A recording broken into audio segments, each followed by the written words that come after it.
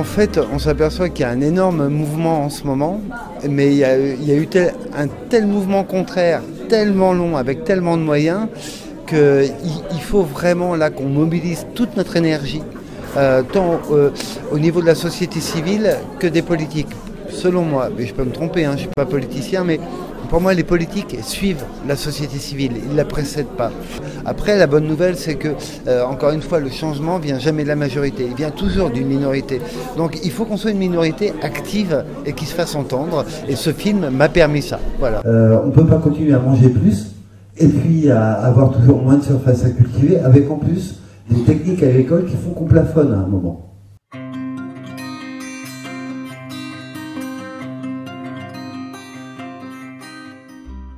Les signaux du changement, ils sont absolument incroyables en ce moment. Alors, premier signal très très fort, je me rappelle dans les années 90, on glorifiait quelqu'un qui était chef d'entreprise, président d'un club de foot, qui a même été ministre, qui a fait du théâtre, etc. Donc Bernard Tapie, pour ne pas le nommer, qui était vraiment le modèle, qui avait une émission de télé qui s'appelait Ambition, et on se moquait de Pierre Rabhi. Et ben voilà, le monde change, vite, fort et bien. Donc là, on est 20 ans après, le modèle que proposait Bernard Tapie, c'est pas plus du tout le modèle qui fait rêver. Et c'est plus vraiment vers des postures comme celle de Pierre Rabhi qu'on se tourne. Donc il y a un changement incontestable.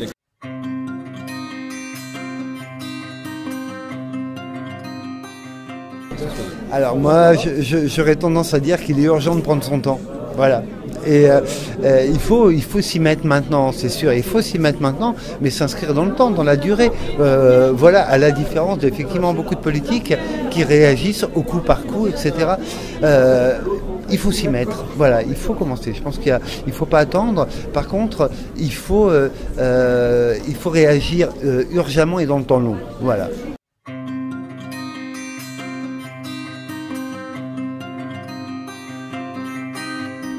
J'ai eu le sentiment qu'il n'y avait pas d'autre choix que de sentir l'urgence. Je pense que la nomination de Nicolas Hulot, c'est la raison principale, c'est que les politiques ont senti qu'il y avait vraiment une demande qui émane de la société civile. On a énormément de blocages, c'est une évidence et on va pas se leurrer et raconter des bêtises. Donc il y a énormément de blocages liés à la pression de groupes agrochimiques, industriels, etc. Néanmoins, plus la société civile monte, plus elle demande et plus ça ira vite et plus on va pouvoir obtenir des résultats qui ne seront pas forcément, nous on va être obligés de prendre un peu plus de temps. Il y a eu des dizaines, des décennies, énormément de moyens engagés pour aller à l'envers. Donc c'est pas en 2 ans qu'on va tout remettre à l'endroit, voilà, donc, et avec des moyens financiers et humains colossaux pour partir dans la mauvaise direction. Donc nous on est quelques-uns, de plus en plus nombreux, essentiellement armés de nos petits bras, donc ça va pas se faire en 2 ans, mais par contre il faut absolument impulser ça. Vous dessinez le monde de demain avec un billet de 10 €. Si vous donnez un billet de 10 € à un producteur ou pour un achat de panier ou une adhésion à une AMAP, demain vous aurez des producteurs. Si votre billet de 10 €, vous le dépensez dans un supermarché, demain vous aurez des supermarchés. C'est super simple. Qu'est-ce qu'on peut faire? Tout. On peut tout faire. C'est pas d'attendre que les autres fassent à notre place. C'est que nous, on a un pouvoir absolument énorme, réellement. Et le monde, s'il est en train de changer là en ce moment, c'est bien parce qu'il y a énormément de consommateurs qui sont en train de changer complètement leur façon de faire, qui deviennent des consommateurs.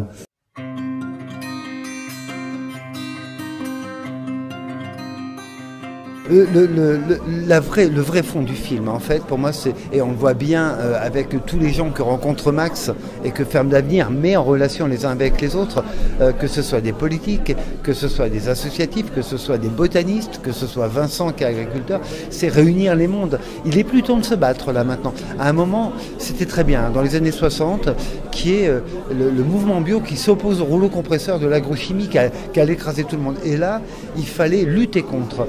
J'aime beaucoup Kenny Arcana, moi, et j'ai une phrase que je trouve vraiment super intéressante, c'est résister contre, avancer pour. Et maintenant, on a résisté contre et il fallait. Et bravo à ceux qui y sont allés. Maintenant, il faut qu'on avance pour. Voilà, on est à ce stade-là, il faut qu'on avance tous ensemble pour politique, agriculteurs, je mets des guillemets, conventionnels, population civile bien sûr, consommateurs, etc. Maintenant, il faut qu'on avance pour et tous ensemble. Il faut qu'on arrête d'opposer les mondes.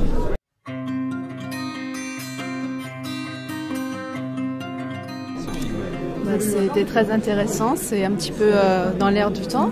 Après, nous, on était là parce qu'on avait entendu parler de ce film-là et ça nous intéressait, voilà, surtout au niveau agricole, quoi, pour savoir comment on peut faire pour faire mieux. Le monde agricole, c'est pas forcément un monde qu'on connaît beaucoup en fait, nous. Mais c'est plutôt par rapport à nous, à la planète, enfin voilà, à l'avenir de nos enfants. C'est plus tout ça qui nous pose question. Enfin voilà, la nourriture, ce qu'on mange, c'est important pour tout le monde. Enfin. Et effectivement, oui, c'est vraiment intéressant de venir et de voir qu'il y a autant de personnes. De plus en plus d'ailleurs de personnes qui s'intéressent. C'est pas enfin, je sais pas si c'est des réponses qu'on venait chercher. On repart toujours avec un surplus d'énergie, je trouve, quand on voit ce genre de choses, parce qu'on se dit qu'il y a des gens plein de bonne volonté, que ça bouge et qu'il y a un changement. Et on repart toujours plus motivé, quoi.